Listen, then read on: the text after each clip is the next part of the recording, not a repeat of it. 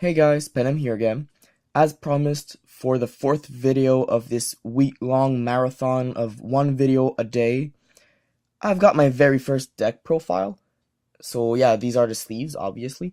But yeah, it's my very first deck profile on YouTube. Not too familiar with how the thing goes, but hope you don't mind, you guys, if I sound a little noob doing this kind of a video. So yeah, I use this deck quite often. It's not too often used against real life players. I usually play online or against AIs. But I took it this weekend for a little tournament, a little local.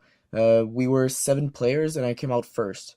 There were only 3 rounds, but I faced against DDDs and Pendulum Magicians, and I didn't lose any single games, so that's a pretty decent outcome, I guess you could say. So yeah, I'm very proud of this deck. It's a very fun deck. It can be a pain in the ass for the opponent if the opponent doesn't have anything to answer uh, against your cards, but it's a very fun deck, and I'm talking about my version of Windwitches. So yep, the Windwitches are a spellcaster wind archetype. They came out in Raging Battle. The Raging Tempest, sorry. Yeah, Raging Battle's way older. Raging Tempest, pardon me guys. So yeah, this archetype came out fairly recently, at the same time as the Zodiacs. They aren't as popular or as meta as the Zodiacs, but this is still a very fun archetype. And yeah, I wanted to show you guys my little variant I've done. It's a very quick yet versatile variant. So I use 3 Ice Bells. Ice Bells, they can be special summoned from your hand when you control no monsters, just like a Cyber Dragon. And when you special summon her with that effect, she gets to special summon a Windwitch from your deck, other than another I believe even... Yeah, you can actually special summon any Windwitch, not just a different name. So that's very cool. And doing that, you want to bring out this little one I'm going to show you afterwards. But yeah, basically she does this, and when she is normal summoned or special summoned, you deal 500 damage to your opponent directly. So that's always a little bonus. And basically, the only big downside is that the turn you activate the special summon effect, you can only special summon level 5 or higher wind monsters from your extra deck. So basically, you can't like exceed because they don't have levels, and you can't just do any kind of synchros or fusions because they have to be wind and level 5 and up. So yeah, that's the little downside, but with her, you don't really care about that downside because you get to special summon one of these girls. A lot of the decks that use Windwitches only use 2 of those, but I find that my version really relies on her being used at some point. You can always just normal summon her, it's not a big problem. But yeah, she's a level 4 tuner. Glass Bell is a very useful card. It's 1500 attack, so it's not too good on its own, but it's the searcher of the deck. You get to search for a Windwitch card, so you can use her to combo with Snowbell, or if you just normal summon her on, let's say, turn 1 or 2, you can search for Ice Bell, so when your opponent kills her, on your own turn, you can do big combo again. So yeah, that's still a very good thing. And when you use her search effect, you cannot special summon monsters for the rest of this turn, except for wind monsters. So it still goes well with a normal Ice Bell, as you don't really intend to special summon many other cards.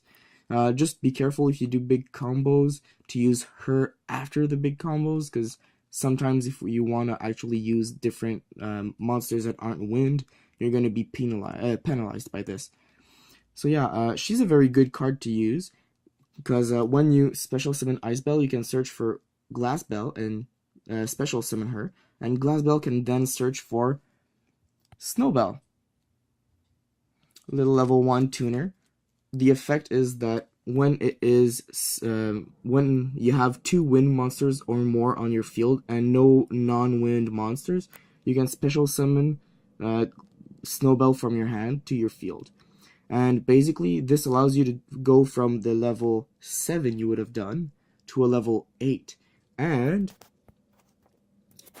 when this card is used for the synchro summon, the synchro monster cannot be destroyed by your opponent's card effects. So spell traps or monsters don't matter, they can't destroy it. They can banish it, they can return it to the hand or deck, but they can't destroy it. So this is very awesome when you combo it with, let's say, what's the most popular level 8 synchro that's meta and win nowadays? Crystal Wing, right. Crystal Wing is a very, very powerful card nowadays. It destroys zoos, because zoos can't really do much except maybe banish it using Whiptail. But that's a little difficult, and you can always just negate their Whiptail tagging, because Crystal can negate effects. So yeah, I mean, it's going to be a very good matchup against zoos, obviously, unless they destroy your combos before you get them to actually work out. And also, it's good against DDDs, because they don't have a lot of options to go over your Crystal Wing. And this is a one-card special summon combo. It does not include the normal summon, so it's a very versatile, useful combo you can run on any turn, really, as long as you don't have any monsters on your field. So yeah, that's the main powerhouse of the deck. Afterwards, we have a few hand traps. We got 2 Ghost Ogres and Snow Rabbit. Very good hand trap, very useful. Does not negate the effect of the card, unless it's probably like a face-up, continuous spell or trap that needs to be face-up to use the effect. But still, it's a very good card, and it's not too expensive. It's still a tuner, I mean, very useful card.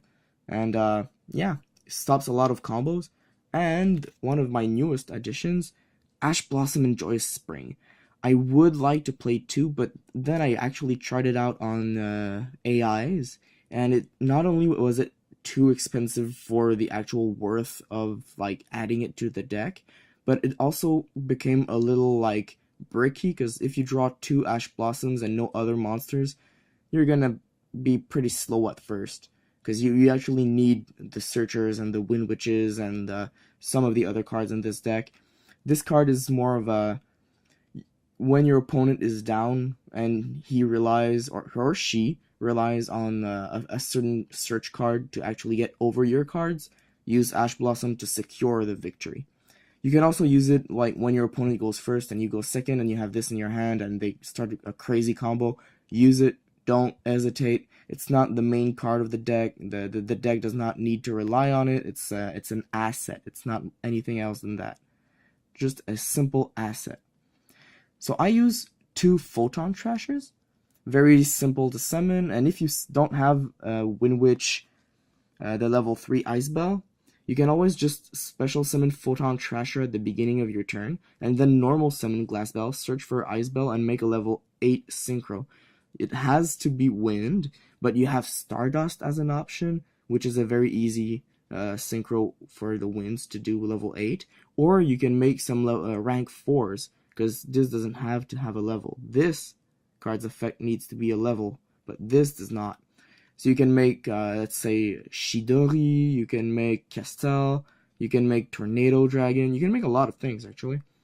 So yeah, Photon Thrasher is a very good option in this deck, and you'll understand a little more of the use for Photon a little further in the video, whatever. And since we have 3 level 3 tuners, you can always use Photon to make a level 7 synchro when you're in dire need. Next up is Goblindberg twice. I actually used to play him 3 times, but I felt like it was a little bricky. I mean, it's good to have 1 in your hand. If you have 2, it becomes a little much, but you can still make a rank 4. But really, the main goal of Goblindberg is to have a warrior, because we're running reinforcement of the army. But it's also very good for Glass Bell when you start off with these 2. You can always make some ranks, you can make some level 8s, you get to use her search effect and only have 1 synchro monster or exceed, so when your opponent blows it up, because the opponent usually wants to blow it up, you still have Ice Bell in your hand because of the search. So it's a very, very good combo maker, and if your hand starts getting bricky, Goblindberg is there to help, except for Photon Thrasher, because he can't be special summoned via Goblindberg. But if you special summon Photon before normal summoning Goblindberg, you can still make your rank 4s. So it's not a big deal. The little change that spices this deck up is the use of 2 True Draco cards. One True Draco one True Dracocaster and one True Dracocavalry. These are very useful.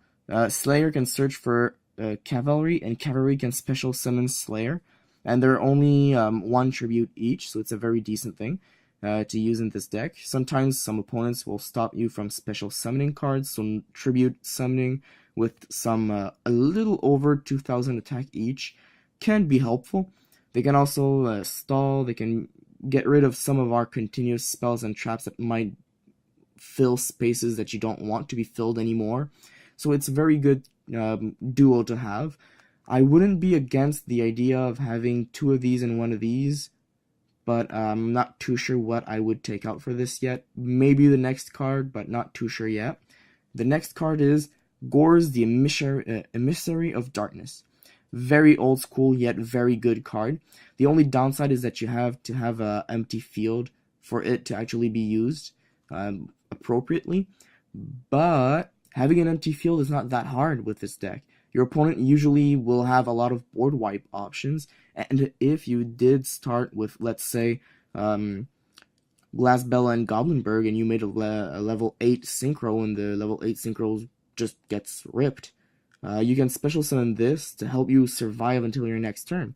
Let's say the opponent is a Zodiac player or a DDD player, and they start comboing off, and they go over your Stardust Dragon, which was the only card you had on the field.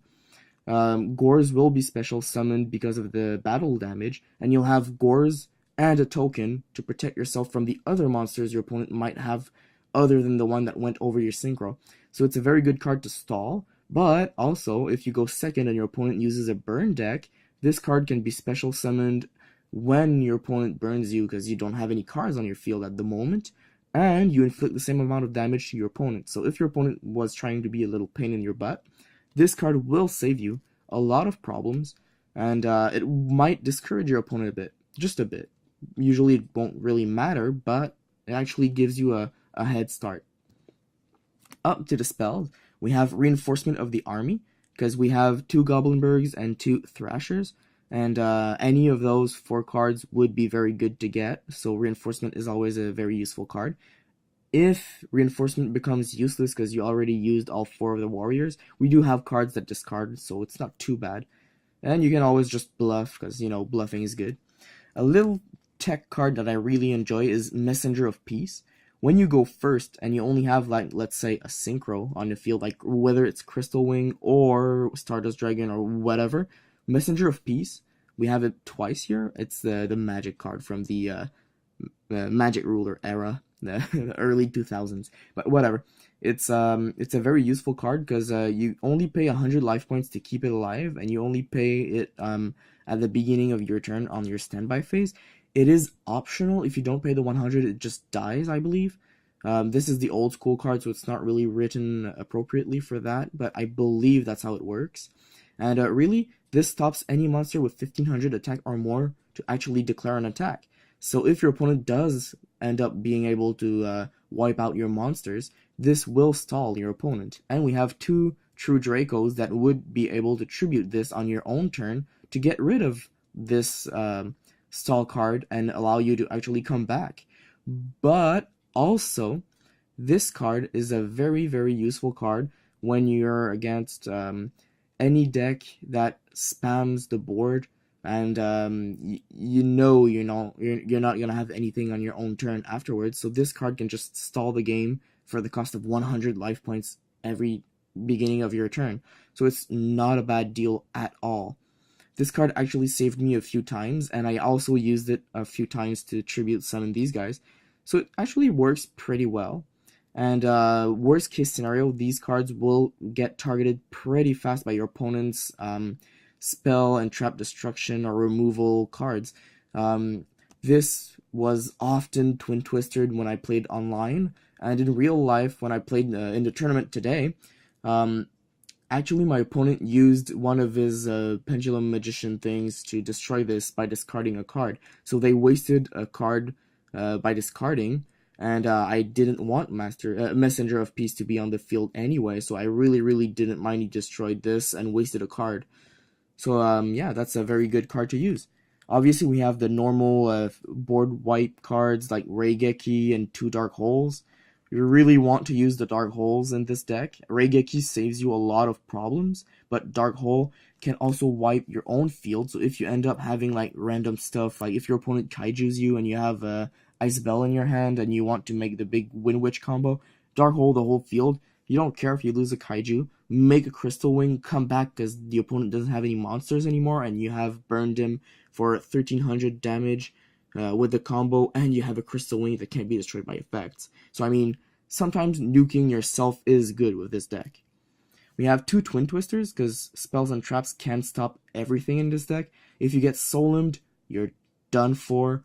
If you get Mirror Forced, sometimes it's going to be a very big problem for you. So Twin Twisters is good. 3 would be excessive because you don't want to discard too many cards, but it also is useful because you can destroy your own continuous spells and traps like Messenger of Peace earlier. We have Spell Shattering Arrow. I find this card very good in the meta nowadays because when you play against Pendulum Magicians, this can destroy the Pendulum scales and burn for 500 damage for every card you destroyed. But it's also very good against the True Dracos because you can destroy their continuous spells.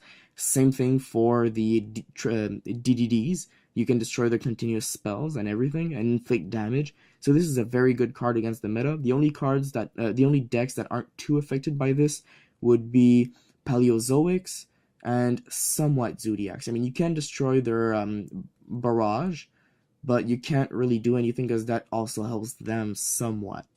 It's a small price to pay for them, but it still helps them a bit.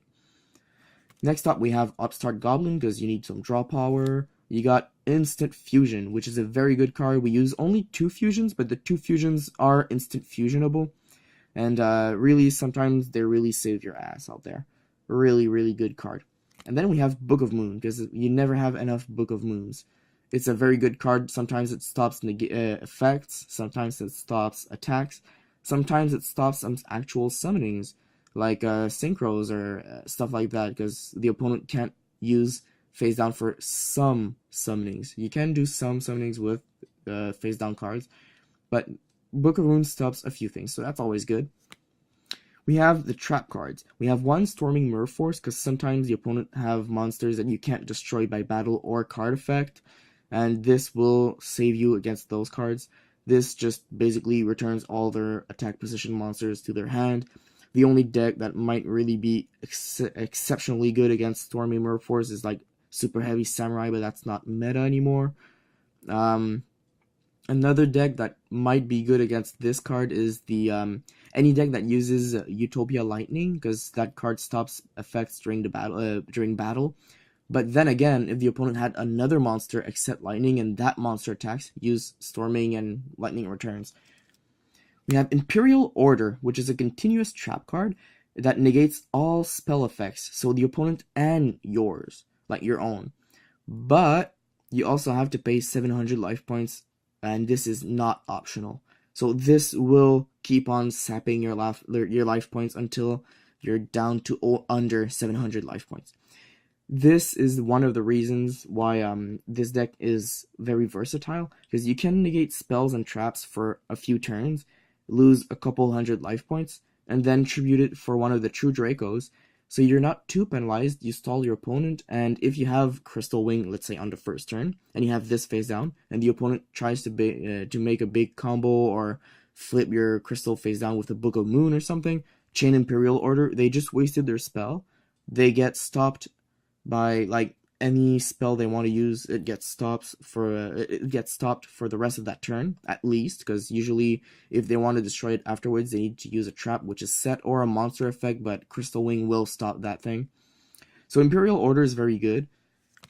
We have Fiendish Chain, which is another continuous trap. Usually I'd use 2 times Lost Wind, which is the next trap, but in this deck, since we use some True Dracos, Fiendish Chain seemed like a good idea since it's a continuous trap and it does basically the same as Lost Wind except it's only once, and yeah, it doesn't lower the attack. But still, it's still a very good card. Lost Wind, obviously. Call of the Haunted, very good. You can bring up some non-tuners to make your synchros with Glass Bell. Or you can use Call of the Haunted to bring back Glass Bell, and then make some synchros and get your search out of the special summoning of Glass Bell. Also, this card is a continuous trap card, so the True Dracos can be summoned using this. So yeah, this is another reason why Call of the Haunted would be very good in this deck. You can make your synchros, Call of the Haunted is still there, and then Tribute Call of the Haunted to make your True Draco plays. So it's a very good card in this deck. We have one Bottomless Trapple, one Torrential Tribute, which is basically the same as a Dark Hole, but during your opponent's turn. And we have the Solen package, 2 strikes and 1 warning. So yeah, this concludes the main deck part of this little deck profile. So yeah, basically, a lot of options are possible. I have a few, like, side deck options here. I wouldn't say that there are all good options, but they are decent options enough for me to include. You don't have to follow this at all, but it's just a few things that I wanted to try out, or maybe sometimes they can actually be useful in some games. I'm not a big side deck fan. I just have like a handful of cards and that's about it, but I probably never actually sided in any of my games up till now. Maybe once or twice in like the 15 years I've played. Usually my decks are pretty rounded. If I go against an opponent I lose against, I know it's either I had a crap hand or my deck will not be able to, whether I side or not. So yeah, just a few quick ideas. We have Max C. It's good, but if you go like second, it's good. But if you go first, it's not as good. And I mean, if you don't draw it in the 2 or 3 first turns, it's pretty rare that your opponent is gonna start special summoning like crazy on the 5th turn, let's say. So yeah, I mean, Maxi is good, but I didn't include it because it's not a very useful card in this deck. It's just an option. Forbidden Chalice, you gain attack, so it's very good for like boosting a few of the cards if you need to boost some, like let's say True Dracos over the opponent's attack position monsters or defense position monsters. But it also negates effects, so you can also use it against your opponent if they have stuff that can't be destroyed but can still be targeted. Use this, then use Dark Hole or Raigeki, and you basically just get it. We got Quaking Mirror Force, a very good card. The same reason as Storming Mirror Force, but Quaking keeps them on the field, and so if the opponent doesn't have any tribute summoning possibilities in his deck, well, the deck is gonna stall, so this is a very useful card for that. And Cock-a-Doodle-Doo, very underdog card, not expensive at all. It's a level 5 tuner, but the effect it has will modify its own level, so the actual level does not really matter at all. And it's a 2000 defense, so I mean, if you can actually use its effect and you don't have any combos, it's still a decent defense monster. So here goes. If there are no monsters on the field at all, so you or your opponent, you can special summon this card from your hand as a level 3 monster. So it's a level 3 tuner if you do that. So if you go like on turn 1 and special summon this, you have a level 3 on your field. If your opponent controls a monster and you control no cards, so if you go up second or if you got board wiped, you can special summon this card from your hand as a level 4 tuner. So it's a level 4 or 3 tuner, because you rarely tribute summon to actually summon this guy. And then it's a wind monster, so you can also use this card in combos for Lightning Shidori and stuff like that. It's a very good card for wind combos. It's a good card if you got board wiped, and it's a good card for making synchros. The reason why I didn't actually include it yet in this deck is because I find that we have a lot of tuners already. We have 5 Windwitch tuners, we have 3 Ghost Girl tuners, that's like 8 tuners already, and that it gets a little excessive at some point, because when you start with only tuners, it's not too good of a hand. Now off to the extra deck, or what they used to call the fusion deck, but yeah. Thousand Eyes Restrict, very good card. You get to steal a monster and it dies at the end of the turn because of instant fusion, so whatever. It's a very useful card for that. Invoked Raijin. It's a Book of Moon that can last, and you can just target himself to put him in defense so he can stall against an opponent. And if he survives, you got a Book of Moon with 2200 attack. And it's a wind level 5, so you can also use it for, let's say, making level 8s with, like, let's say Cock-a-doodle-doo, but you can also use it with the Gold Girls. You can use it with the Snowbell level 1 tuner for Wind Witches, which allows you to do synchros level 6. We have Ally of Justice Catastor for level 5s. If you have, let's say, the level 1 tuner and Goblindberg, you can make Catastor and still go over a few things, because this guy is still very powerful. Whether you fight against Darks or not, it's still better than Goblindberg and a Dead Hand. This guy can stall. It will attract your opponent to actually try to destroy it without going through battle. This card is good against Zodiacs because it destroys before battle, just like the Whiptail effect. So there's no actual battle, so it saves you a few things, like a few problems, except if you fight against like a Dreiath. It's good against Paleozoics, good because they don't have any Darks. It's good against Pendulum Magician, not so much, but it's still playable against them. The only big problem is probably DDDs, because those are pretty much all dark cards. Heroes aren't too meta nowadays, but this is decent against them. Maybe not against Dark Law, but all the rest of the fusions are easily killable with this guy. For the level 6s, like, let's say you use Raijin for flipping a monster your opponent controls face down, then you synchro summon level 6 for this guy. So you draw a card and you get to attack. It's not as good, but at least this guy gets to attack compared to Raijin, who had been summoned with instant fusion. You got the obvious two copies of Winter Bell. Very good card, allows you to do your combos and burn while also being able to synchro summon to crystal afterwards. We have one copy of Clearwing. I also side a copy of a second one of the Clearwings, but it's very optional. It's either you use 2 of these and 1 of these, or 2 of these and 1 of these. I'd rather use these guys because they can actually burn. This guy is more of a protection. It's like insurance for your Crystal Wing. If you have Crystal Wing summoned via Wind Witches and this on your field, Crystal Wing will not die in that turn, unless your opponent really has like a full board wipe hand. That Crystal Wing will not die.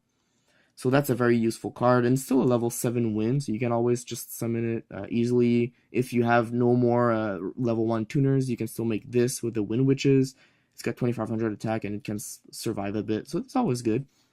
We have 1 Stardust because it's the best option for level 8 wind synchros that's still generic. We have 2 Crystal Wings. It's pretty rare that you're going to be able to actually use the 2 of them or 3 of them.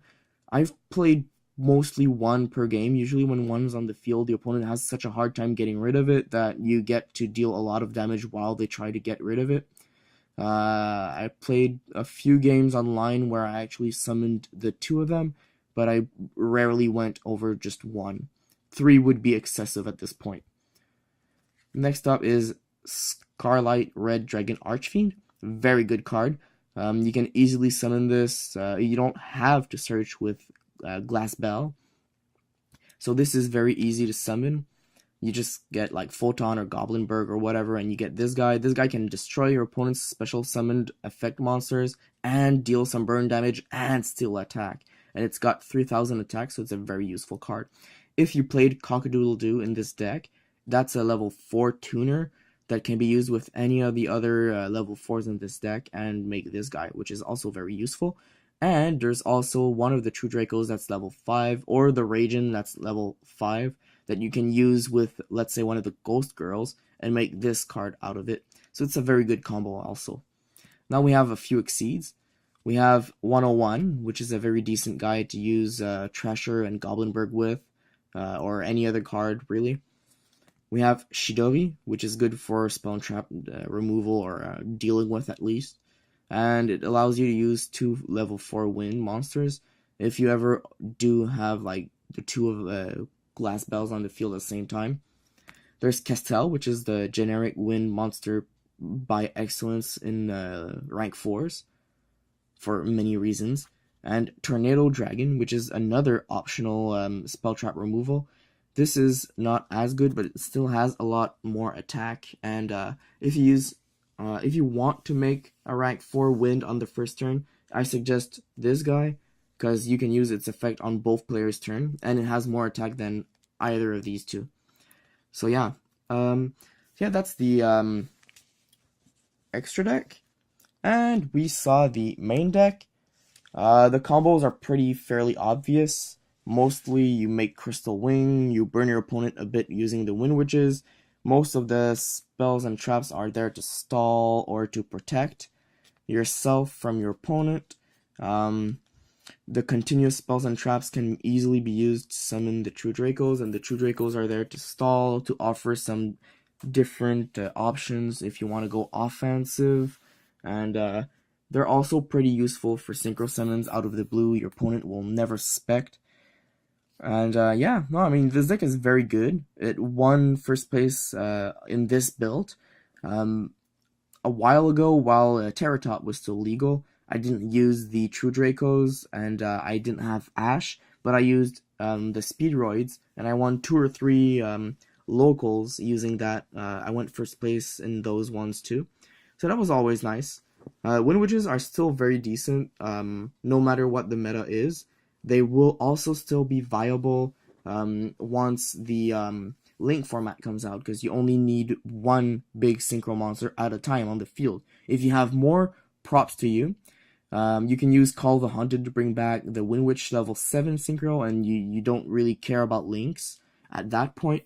But you can also use, let's say, one extra monster to get Link Spider in the Link zone, and use that Link marker from Link Spider to put the Crystal Wings. You'd still have 2 technical boss monsters on the field, although Link Spider is not really a boss, but it's still an extra monster that allows you to use your normal monster zones as extra deck monster summon zones.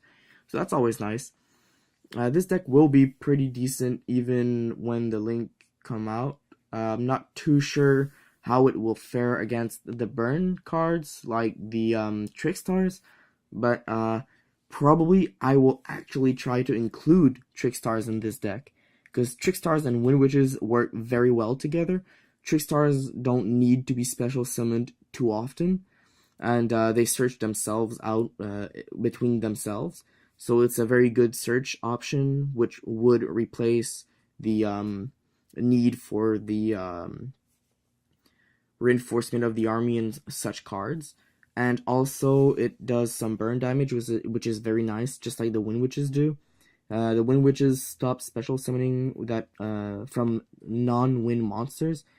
Although Trickstars are not wind monsters, they don't really need to be special summoned on the turn you play. You can always special summon a few of them on your opponent's turn, and just normal summon on your turn. So yeah, it's going to be a decent combo, really. It's not going to be a necessary build, but I will try it when it comes out. But for now, I'm very glad with this deck. If you guys have any suggestions or comments or questions about the deck, post them in the comment section below. Don't ask if I trade anything in here, because this is really my favorite deck. Most of these cards I blinged out because I love this deck. I don't really intend to trade any of these cards. Even if I have doubles or stuff like that, I'm not too inclined.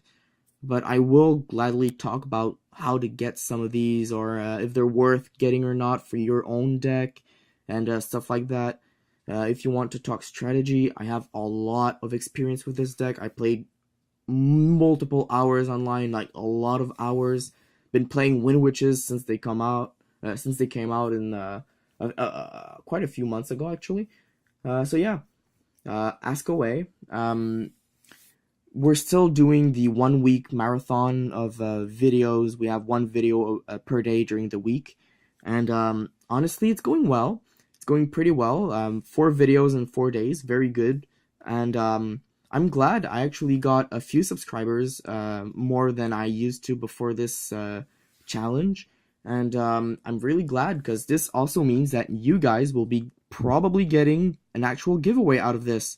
As I mentioned in my previous videos, if I get to 50 subscribers in the next week or so, I might extend that period actually. But if I get 50 subs before, let's say, my 50th video, I think this is going to be like around the 40th. So if I get 50 subs before the 50th video, I'm going to do a giveaway. And if I get 100 subs before my 50th video, I'm going to make that giveaway be 2 prizes instead of 1. So there are going to be 2 winners instead of 1 if I get to 100 subs, because it's twice the amount of videos. So that would be very awesome of you guys. I do this to entertain you guys, so if you guys can actually like spread the word and get more people to watch the videos, it would be amazing. You guys would be so awesome of for doing that. The main goal of this channel is to share the love of Yu-Gi-Oh! And take part in the community. So if you guys want to actually like do community stuff in the comment section below, like share some opinions and information on future stuff coming out, go ahead. Gladly allow it. I rarely ignore or refuse comments. Sometimes comments appear in the spam folder, but I usually just allow them. I don't really believe in mean comments, except if it's like purposely mean. So yeah, thanks for watching, guys. Very glad to be here, and very glad that this channel is getting some something done for you guys. First deck profile. In the future, I'll probably try to do it a little faster because this has been going on for a while now. I'm pretty sorry the video's been long. Thanks for watching if you've been watching up till now, and stay tuned, guys, because a lot of stuff is coming your way. This week challenge is not done yet. Tell me if you like the new mat. I think I've showed this in one of the previous videos I've made, but I'm not too sure. So yeah, thanks for watching again, guys. Sorry for repeating myself, and I'm out.